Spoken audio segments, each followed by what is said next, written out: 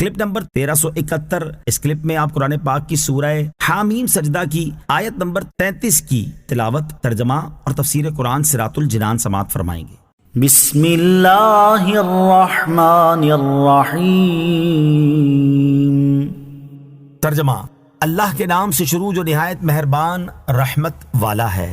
ومن احسن قولا ممن دعا الى اللہ وعمل صالحا وقال اننی من المسلمین۔ ترجمہ: اور اس سے زیادہ کس کی بات اچھی جو اللہ کی طرف بلائے اور نیکی کرے اور کہے کہ بے شک میں مسلمان ہوں۔ ومن احسن قولا ممن دعا الى اللہ، اور اس سے زیادہ کس کی بات اچھی جو اللہ کی طرف بلائے۔ اس سے پہلی آیات میں کفار کے جو اقوال ذکر فرمائے گئے، ان سے معلوم ہوتا تھا کہ کفار سید المرسلین صلی اللہ تعالیٰ علیہ وسلم کی دعوت حق سے بہت زیادہ منہ موڑتے ہیں۔ جیسے کافروں نے آپ صلی اللہ تعالیٰ علیہ وسلم سے کہا، ہمارے دل اس بات سے پردوں میں ہیں جس کی طرف تم ہمیں بلاتے ہو۔ اس سے ان کی مراد یہ تھی کہ ہم آپ کی بات کو قبول نہیں کرتے اور نہ ہی آپ کی دی ہوئی دلیل کی طرف متوجہ ہوں گے۔ یوں ہی کافروں نے اپنی جہالت کا بھرپور مظاہرہ کرتے ہوئے لوگوں سے کہا کہ اس قرآن کو نہ سنو اور اس میں فضول شور و غل کرو۔ اور اب گویا کہ یہاں سے تاجدار رسالت صلی اللہ تعالیٰ علیہ وسلم کو تسلی دی جا رہی ہے کہ اے پیارے حبیب صلی اللہ تعالیٰ علیہ وسلم، کافروں نے اگرچہ آپ سے بہت دل آزاری والی باتیں کی ہیں، لیکن آپ ان کی باتوں اور جاہلانہ حرکتوں کی پرواہ نہ فرمائیں اور مسلسل تبلیغ فرماتے رہیں، کیونکہ دین حق کی دعوت دینا سب سے بڑی عبادت اور سب سے اہم اطاعت ہے، اور اس سے زیادہ کسی کی بات اچھی نہیں جو اللہ تعالیٰ کی توحید اور عبادت کی طرف بلائے اور نیک کام کرے اور کہے کہ میں مسلمان ہوں۔ یہاں دعوت دینے والے سے کون مراد ہے؟ اس کے بارے میں مفسرین کا ایک قول تو یہی ہے کہ اس سے مراد حضور سید المرسلین صلی اللہ تعالیٰ علیہ وآلہ وسلم ہے۔ یہ بھی کہا گیا کہ اس سے وہ مومن مراد ہے جس نے نبی کریم علیہ الصلوۃ والسلام کی دعوت کو قبول کیا اور دوسروں کو نیکی کی دعوت دی۔ اور حضرت عائشہ صدیقہ رضی اللہ تعالیٰ عنہا نے فرمایا کہ میرے نزدیک یہ آیت مؤذنوں کے حق میں نازل ہوئی، اور ایک قول یہ بھی ہے کہ جو کوئی کسی طریقے پر بھی اللہ پاک کی طرف دعوت دے وہ اس آیت میں داخل ہے۔ اللہ تعالیٰ کی طرف بلانے کے مراتب۔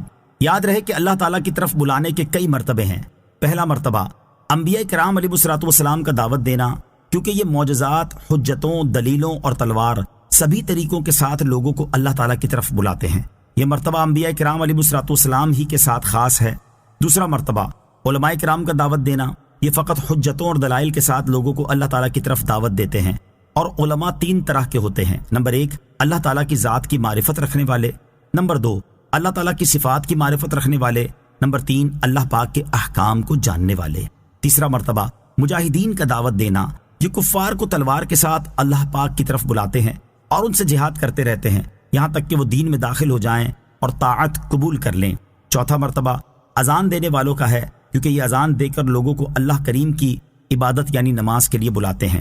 مبلغ کے لیے باعمل ہونا ضروری ہے۔ اس آیت میں جو یہ فرمایا گیا کہ اس سے زیادہ کس کی بات اچھی جو اللہ کی طرف بلائے اور نیکی کرے، اس سے معلوم ہوا کہ جو شخص لوگوں کو اللہ تعالیٰ پر ایمان لانے اور اس کے دیے ہوئے احکامات پر عمل کرنے کی دعوت دے رہا ہے، وہ خود بھی اللہ تعالیٰ کا اطاعت گزار اور اس کے احکامات پر عمل کرنے والا ہو۔ یاد رہے کہ بے عمل مبلغ اللہ کریم کی سخت ناراضی کا مستحق ہو سکتا ہے، جیسا کہ اللہ کریم ارشاد فرماتا ہے، یا ایھا الذین آمنوا لم تقولون ما لا تفعلون کبر مقتا عند اللہ ان تقولوا ما لا تفعلون۔ ترجمہ: اے ایمان والو، وہ بات کیوں کہتے ہو جو کرتے نہیں؟ اللہ کے نزدیک یہ بڑی سخت ناپسندیدہ بات ہے کہ تم وہ کہو جو نہ کرو۔ اور ارشاد فرماتا ہے، أَتَأْمُرُونَ النَّاسَ بِالْبِرِّ وَتَنْسَوْنَ أَنفُسَكُمْ وَأَنْتُمْ تَتْلُونَ الْكِتَابَ أَفَلَا تَعْقِلُونَ۔ ترجمہ: کیا تم لوگوں کو بھلائی کا حکم دیتے ہو اور اپنے آپ کو بھولتے ہو، حالانکہ تم کتاب پڑھتے ہو؟ تو کیا تمہیں عقل نہیں؟ یوں ہی بے عمل مبلغ قیامت کے دن جہنم کے عذاب میں بھی مبتلا ہو سکتا ہے، جیسا کہ حضرت ولید بن عقبہ رضی اللہ تعالی عنہ سے روایت ہے۔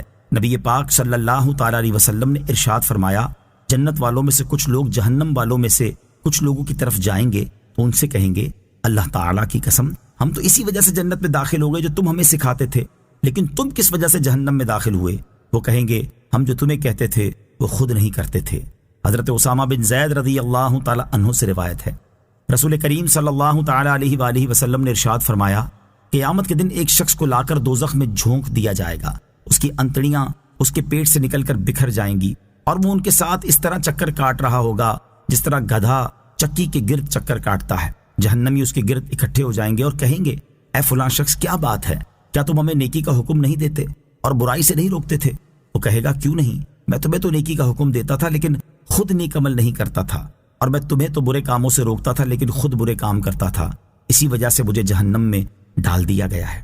اور حضرت انس بن مالک رضی اللہ تعالیٰ عنہ سے روایت ہے، رسول اکرم صلی اللہ تعالیٰ علیہ وآلہ وسلم نے ارشاد فرمایا، میں معراج کی رات ایسے لوگوں کے پاس سے گزرا جن کے ہونٹ آگ سے بنی ہوئی کینچیوں کے ساتھ کاٹے جا رہے تھے۔ میں نے کہا، اے جبرائیل علیہ السلام، یہ کون لوگ ہیں؟